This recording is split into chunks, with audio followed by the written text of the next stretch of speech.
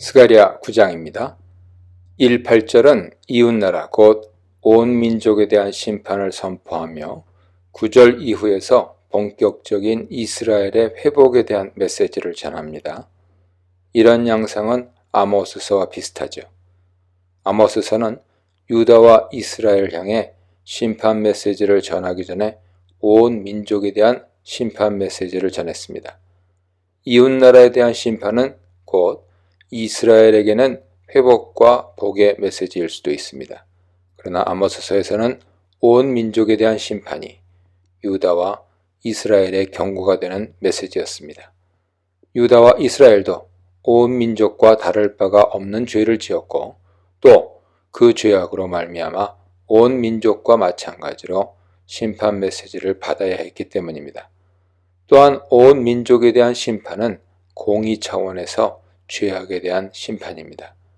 하나님은 자신의 거룩함이 이스라엘 백성을 통해 온 땅에 전달되고 그런 거룩함을 닮아 거룩한 모습이 열방에게서 드러나기를 바라십니다. 온 민족이 거룩함과 거리가 먼 삶을 산다는 것은 하나님의 뜻을 알리지 못한 이스라엘의 책임입니다. 이스라엘이 복의 근원이 되어 복을 전달해야 하며 제사장 나라가 되어 하나님과 연결시키는 역할을 해야 하지만 그러지 못했기 때문이죠. 그러므로 열방에 대한 심판을 단순히 이스라엘을 세워주기 위한 방편으로만 이해해서는 안 됩니다. 한편 심판 대상이 유다와 먼 이웃나라에서 점차 가까운 나라로 이동하는 패턴은 아모스서에서도 비슷하게 묘사되는데 유다도 예외 없이 심판 대상이 될 수 있다는 것을 의미합니다. 1절입니다. 12장 1절에서는 여호와의 경고의 말씀이라 라고 번역했지만 여기서는 마사 번역을 생략했습니다. 정확한 의미에 대해서는 의견이 분분합니다. 마사는 일부 본문에서 제목 역할을 담당하기도 합니다. 잠언 30장, 열왕기하 9장, 예레미야 23장, 말라기 1장에 있습니다. 여기서도 역시 새로운 단락을 시작하면서 아마도 제목의 역할을 하는 것으로 보입니다. 1절로 2절 상반절입니다. 하드락은 다메섹 북쪽에 위치한 시리아와 아람 지역 도시입니다. 다메섹은 시리아의 수도이기도 하고 페르시아 제국 시대에는 유다 지역을 다스리는 총독이 거주하던 도시죠. 하맛은 시리아의 주요 도시이며 본문에서는 다메섹의 접경지대에 하맛이 위치한 것으로 소개됩니다. 이방 도시임에도 불구하고 여호와가 임했다고 하는 것은 이 가운데 하나님의 주권이 미치고 있음을 보여줍니다. 사람들과 이스라엘 모든 지파의 눈이 여호와를 우러러 보미니라 라는 표현에서 이유를 나타내는 접속사 키가 있습니다. 앞에 여호와의 말씀이 하드락 땅에 내리며 다메섹에 머물리니 라는 표현과는 다소 어울리지 않아 보입니다. 따라서 학자들은 70인역에 근거하여 사람들이 여호와를 보는 것이 아니라 여호와가 사람들을 보고 있는 것으로 이해해야 한다고 제안하기도 합니다. 문맥상으로는 여호와의 주권적 행세를 강조하는 것으로 볼 수 있습니다. 2절 하반절로 4절입니다. 두 도시 두로와 시도는 페니키아 지역에서 중요한 두 도시로 나란히 등장합니다. 에스겔에서도 두로의 지혜자들을 언급한 바 있는데 그들이 지혜로움이니라 라는 표현은 냉소적인 의미를 지닙니다. 3절에서처럼 두로는 요새를 건축하고 금과 은을 쌓으며 지혜롭게 굴었습니다.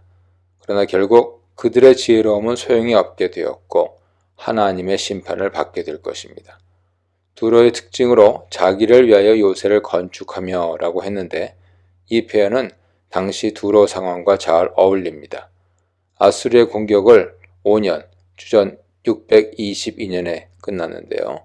5년과 13년, 주전 572년에 끝났습니다. 에스겔 29장 18절 보세요. 그동안 버텼습니다. 두로는 그만큼 요새로서 자연적 입지 조건이 좋았습니다. 그러나 이런 명성이 있더라도 여호와 앞에서는 아무런 소용이 없게 될 것입니다. 두로의 명성에는 요새뿐만 아니라 금과 은도 포함되었는데 여기서는 이것들이 티끌과 진흙 같다고 과장합니다. 그러나 이런 엄청난 부의 축적에도 불구하고 하나님 심판 앞에서는 그것도 아무런 소용이 없게 될 것입니다. 4절에 주께서 그를 정복하시며 라는 표현 앞에 불변화사 흰내가 있습니다. 이는 여호와께서 두로와 시돈을 정복하심을 강조하는 표현입니다. 또한 지혜롭다고 하는 두로와 시돈의 군사적 요새와 재물이 더 이상 쓸모가 없게 되었음을 강조하는 표현이기도 합니다. 두로를 심판하는 메시지는 흥미롭습니다. 그의 권세를 바다에 쳐 넣으시리니 라는 표현은 두로가 정복당하는 장면을 연상시킵니다. 본래 두로는 육지에도 성읍을 두고 섬에도 성읍을 두어 좀처럼 공략하기가 어려운 곳이었습니다. 그러나 알렉산더 대왕은 주전 332년에 육지를 먼저 점령한 후 거기에서 나온 건축 폐기물로 섬에 있는 성읍까지 연결해 두로를 멸망시켰습니다. 5절로 8절입니다. 앞에 나라들에 대한 심판 메시지와는 다르게 블레셋 도시 국가들이 당하는 고통의 내적 심경을 강조하고 있습니다. 아마도 여호와의 심판이 북쪽에서부터 유다의 가까운 나라로 임박하면서 그 심판에 대한 두려움이 커졌을 것입니다. 이 도시 국가들은 지중해 연안에 위치한 도시들입니다. 지리적 순서의 원근에 따라 언급되는 순서가 결정되었습니다. 6절의 잡족은 아스돗이 다른 민족에게 멸망당하거나 쫓겨난다는 것을 의미합니다. 교만은 사람이 자랑하거나 영광을 돌리는 것을 가리킵니다. 여기서는 블레셋이 지금까지 쌓아온 영광이나 자랑 모두를 가리키며 이것들을 끊겠다는 심판 메시지를 뜻합니다. 여기서 단순히 교만은 마음의 상태만을 의미하지 않습니다. 그것은 그들이 쌓은 구체적인 업적과 관련됩니다. 블레셋의 업적은 그들을 교만한 상태로 몰아갔습니다. 7절은 온 민족의 심판과 더불어 구원을 알리고 있습니다. 이는 8장 20절로 23절에서도 밝혔듯 열방이 여호와 앞에 나와 예배하는 장면과 일치합니다. 가증한 것은 우상에 바친 제물로 보입니다. 이는 우상에게 바친 제물을 바친 자들이 나누어 먹음으로써 이 사이에 낀 상태를 묘사하고 있습니다. 여기서 제거하리니에 주목할 필요가 있는데 블레셋에게서 가증한 것을 제거함으로써 그들도 남아서 하나님께서 역사하시는 그 결과를 보게 됩니다. 곧 블레셋도 하나님이 구원하실 것임을 뜻하죠. 이는 하나님 자신의 백성뿐만 아니라 온 민족을 구원하시겠다는 종말론적 메시지에 해당합니다. 유다의 한 지도자같이 되겠고라는 표현은 블레셋을 구원하는 것을 점진적으로 그리고 최상으로 표현하는 것입니다. 처음에는 죄와 우상을 제거하는 일, 그리고 남은 자를 두는 일, 이제 이방인임에도 불구하고 유다에 합류하여 지도자까지 되는 일을 예언하고 있습니다. 이제 곧 이방인과 유대인의 경계는 무너질 것입니다. 8절의 여부스 족속은 산지에 살았으며 다윗이 쫓아내기 전까지는 예루살렘 성읍을 차지했었습니다. 그리고 나머지 여부스 족속은 유다 족속에 흡수되어 일꾼이 됐습니다. 여부스 사람같이 되리라 라는 표현은 여부스 족속이 유다 족속이 아니었으나 그들이 이스라엘에 흡수된 것처럼 블레셋도 이와 비슷한 운명이 될 것을 시사합니다. 심판 중에서도 보호하시는 하나님, 심판의 도구를 심판하시는 하나님, 열국이 심판을 당하는 이유에 대해 묵상해 보시기 바랍니다. 9절 이하 전반적인 내용은 언약에 근거한 회복을 예언합니다.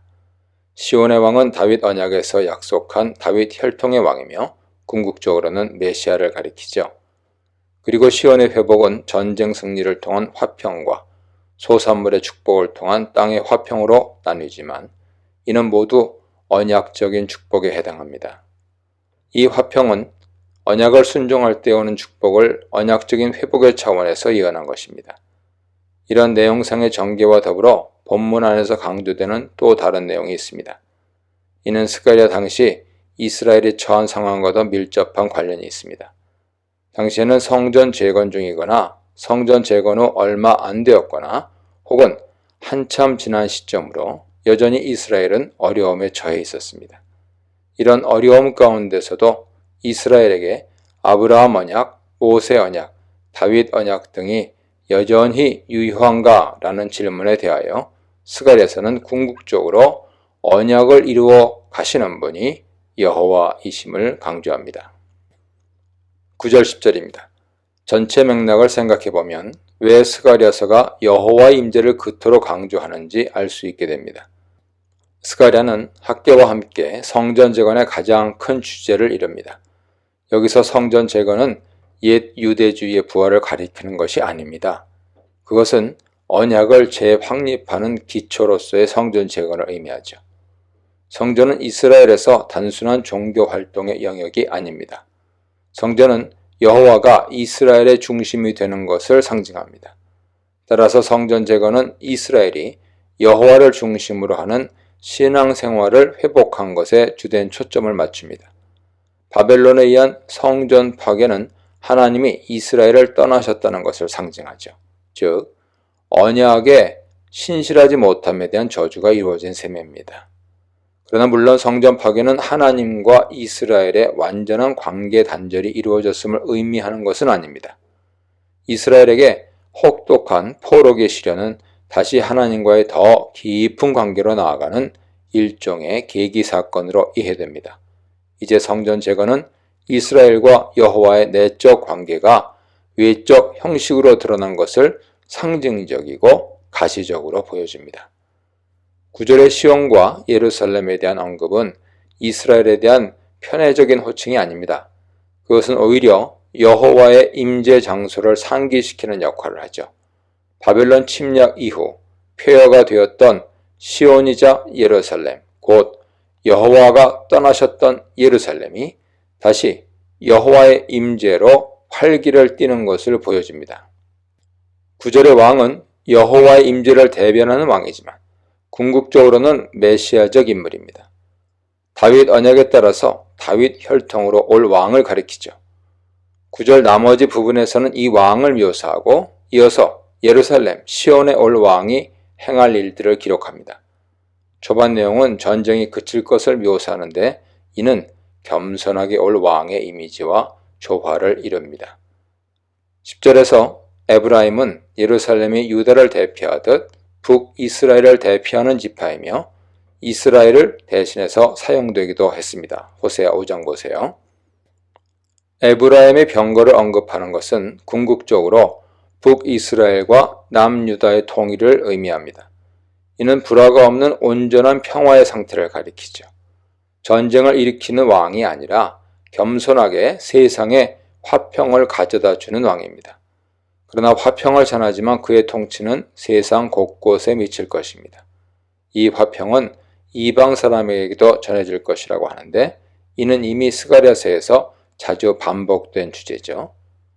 8장 18절로 23절에서도 온 민족이 여호와 앞에 나오는 것을 표현하고 있습니다. 9장에서 14장에서는 특히 여호와의 날에 이루어질 종말론적인 일들을 묘사할 때 온 민족이 나오는 것으로 강조됩니다. 바다에서 바다까지와 유브라데 강에서 땅끝까지라는 표현은 광범위한 지역을 포괄하는 의미로 사용됐습니다. 따라서 통치의 범위가 온 지역에 미친다는 것을 강조합니다. 11, 15절입니다. 언약적인 축복에서 언약에 순종할 때 얻게 되는 전쟁의 승리는 빈번하게 등장하는 주제 중 하나입니다. 레위기 26장, 신명기 28장 보세요. 여기서 전쟁에서의 승리, 곧 하나님이 친히 싸워 이스라엘에게 화평을 가져다 준다는 것은 언약의 회복 관점에서 읽어야 합니다. 11절에 네 언약의 피로 말미암아 라는 표현은 시온의 왕을 통한 회복이 하나님과의 언약에 근거한 것임을 보여주죠. 11절에 물 없는 구덩이는 물이 있는 구덩이에 비해 위험한 상황에 처하지만 일말의 희망을 갖게 된다는 것을 의미합니다. 포로기를 거치고 성전 재건이 중단될 정도로 어려운 상황에 직면하였음에도 이스라엘에게는 아직도 신락 같은 희망이 있다는 것을 뜻합니다. 즉, 하나님의 언약적인 저주는 최종적인 멸망을 의미하는 것이 아니라는 것이죠. 그것은 이스라엘이 하나님과의 언약 관계를 더욱 돈독하게 하려는데 최종적인 의의를 두고 있습니다. 구덩이가 이스라엘이 처한 어려운 상황을 비유하는 것처럼 12절의 요새는 여호와나 여호와가 마련하는 피난처를 가리키죠. 곧 여호와께로 돌아오라는 의미입니다. 13절에 유다를 당긴 활로 삼고 에브라임을 끼운 화살로 삼는다는 표현은 유다와 에브라임을 무기로 삼는다는 뜻입니다. 생생한 비유죠. 여기서는 유다와 에브라임이 스스로 전쟁을 치르는 것이 아니라 여호와가 이들을 무기로 삼는다는 데 그 강조점이 놓여 있습니다.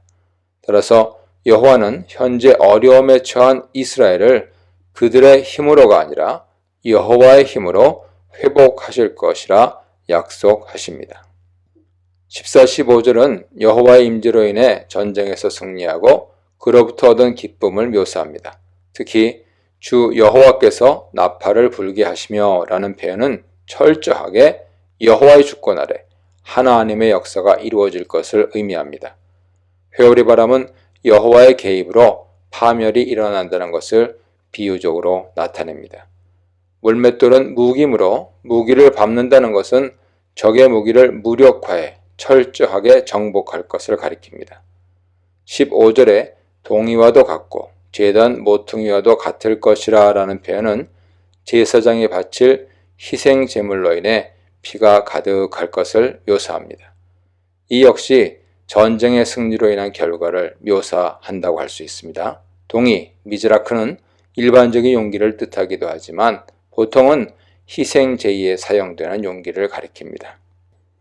또한 여기서는 제단 모퉁이와 병행구로 사용되므로 더더욱 희생 제의에 사용되는 동이임을 알 수 있죠. 제단 모퉁이는 제사장이 희생 제물의 피를 뿌리는 곳입니다. 따라서 동이에 담은 피를 제단 모퉁이에 뿌리는 것으로 이해할 수 있습니다. 16, 17절입니다. 언약에 순종할 때 언약적인 축복으로 소산물의 풍요로움을 얻게 됩니다. 자주 등장하는 주제 가운데 하나죠. 여기서도 소산물의 축복은 언약 회복의 신호로 보아야 할 것입니다. 16절에 그날에 하는 것은 특히 스가랴에 자주 나오는 표현으로 여호와께서 궁극적으로 임재하실 여호와의 날을 가리킵니다. 특히 12, 14장에서는 더욱 빈번하게 이 표현이 나오며 미래적 관점에서 여호와의 날을 강조하면서 이스라엘에게 하나님께로 돌아오라고 권고합니다. 17절의 곡식과 새 포도주는 땅의 대표적인 소산물을 가리킵니다. 여기서도 소산물의 풍요로움이 사람들에게까지 미치는 것을 표현합니다. 평화를 가져올 겸손한 왕, 자기 백성을 보호하시는 전사, 자기 백성을 존귀하게 아름답게 만드실 목자에 대해 묵상해 보시기 바랍니다.